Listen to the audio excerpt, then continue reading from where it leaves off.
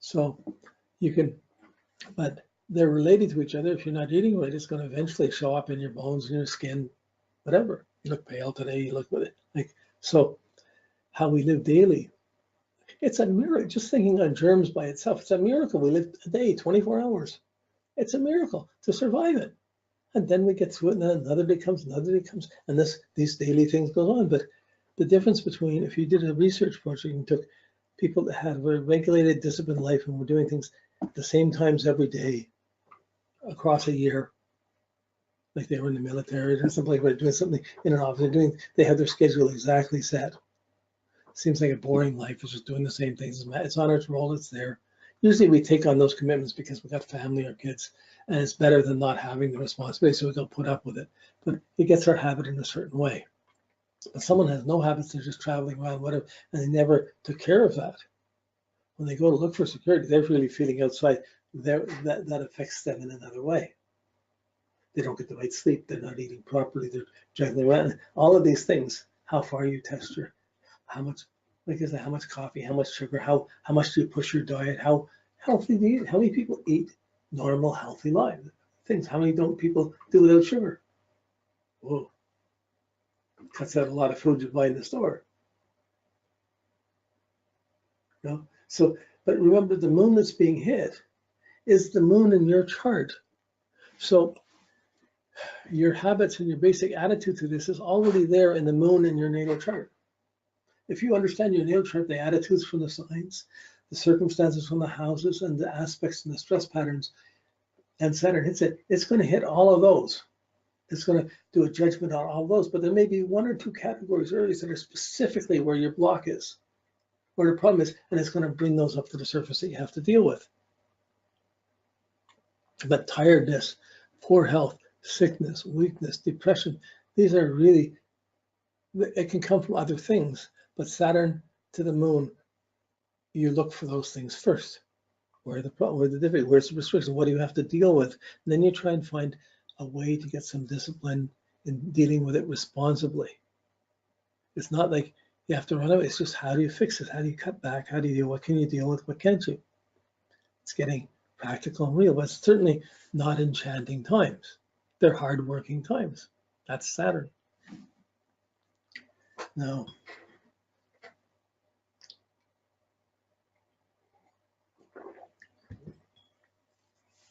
so all of the planets we're going to be doing, like next week, we're going to be dealing with Mercury, Venus, Mars, and Jupiter. We're going to try to do all four to get through these three. I spend the most time on the sun because it's your compass, your purpose. It's the sun. Moon would be perhaps of the planets. The sun and the moon would be the two most important. But these are actually side issues. There's things that are happening. You can look at primarily from there, but really it's a side issue. You're looking at Saturn to itself. You're looking at Saturn to the sun. You got the main backbone of your life and your goals and your purpose. And then you start to see the wave of the moon coming in, Saturn to the moon, and you start to see how your health is strong or weak or challenged or something within the other cycles, within what you're doing. Oh, how much you ignore it, how much you have. So the issue of the Saturn being this defining, restricting, half depressing but constructive need for effort, need to make effort, discipline side, that quality to evoke the discipline to get respect. I mean, you get that's Saturn. I mean, when they have kids that are in trouble, teenagers that are in trouble, not many places work with it that well, but sometimes a rehab program will get these problem kids out to a farm where they each have a time to take care of an animal, a horse, a dog, an animal, a goat, and then taking care of that animal, they create a bond with the animal and gain a respect and a caring for themselves that they weren't getting from society or their family. And it begins the beginning point of healing and getting rid of other problems. So if you're trying to get rid of a bad habit and you're seeing Saturn comes, you're not going to want to, but you need to. And it's a good use of the Saturn place where you're having to get this one, be worked at it, fight the depression, just go do without. It's easier to be in control of the Saturn than to let your not dealing with something control you. So are you responsible for yourself, or do you rely on other people to take care of you? If something problem happens, you expect other people to do everything, or do you take care of yourself? No, so it's just one difference in Sagittarius in the first 30 years of your life. The first cycle is tied up to your family. How much they're taking care of you, or how much where you can live at home when you move out, whatever.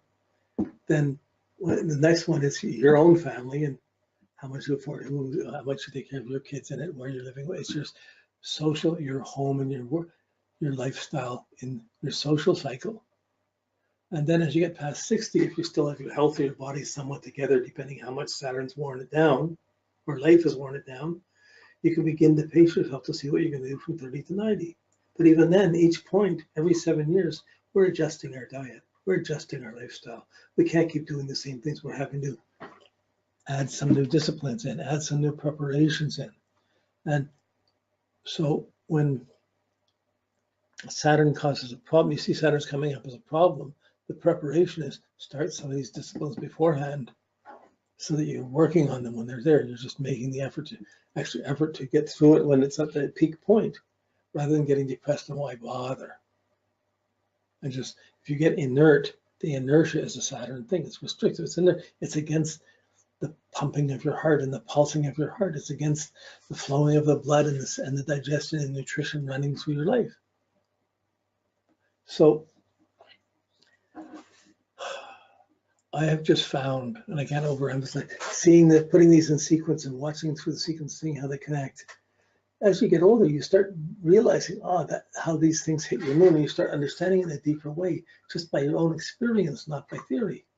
So when you're looking, if you're doing transits, you're doing a chart for today and comparing to your natal chart, and you're comparing it, you're looking at the moon, Mercury, Venus. People are looking at everything all these things are going on that are trivial pursuits, you could call it, because Mercury, Venus, moon aspects, just watching the moon aspects, they can last a problem. That trouble's going to be for a couple hours.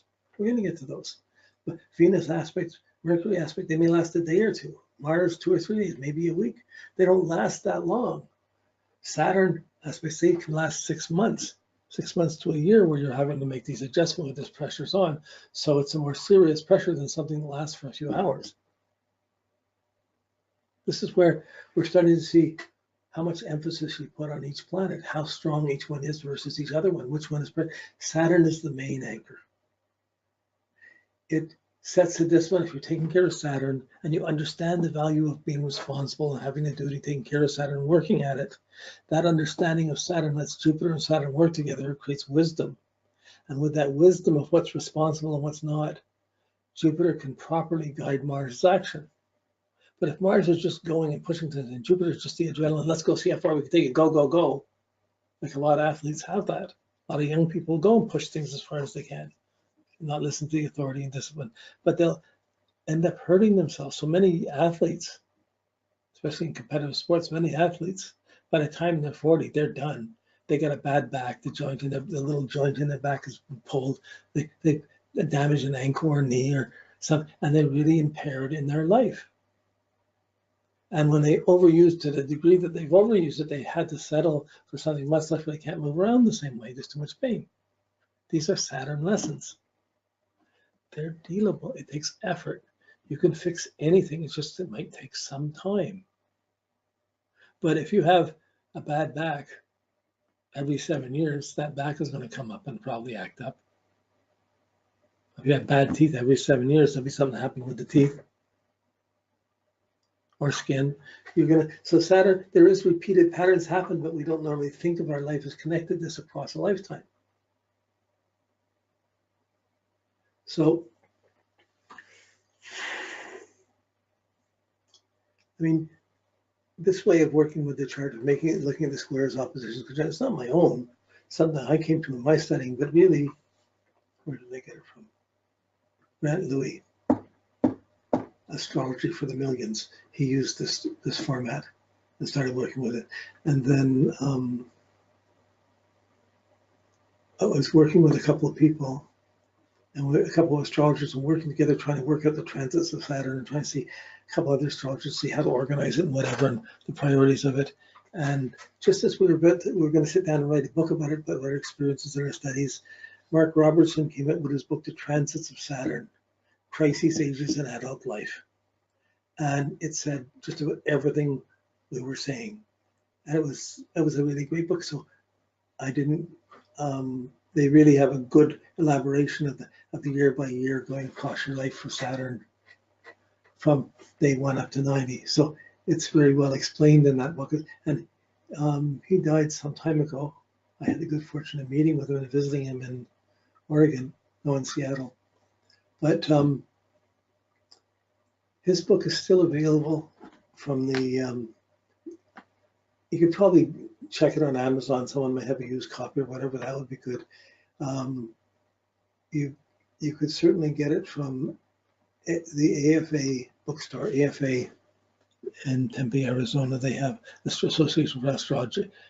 Now, American Federation of Astrologers, been around almost 70, 80 years.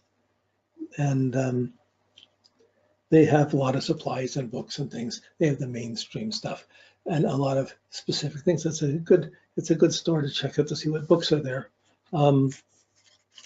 Now there's lots of books online that are PDFs for things. Somebody might get some for free. This one, I don't know if you'll find it. Saturn, Mark Robertson, Transits of Saturn, subtitle Crisis Ages in Adult Life. I know they have it. And it's 8.5 by 11 or 8 by 10 and 100 to 100 or so pages. Not a huge book, but it's just well set up. And that book and Astrology for the Millions were the two that started me working this way. And then I just have kept with it all my life, all my career. So it's second nature to me now.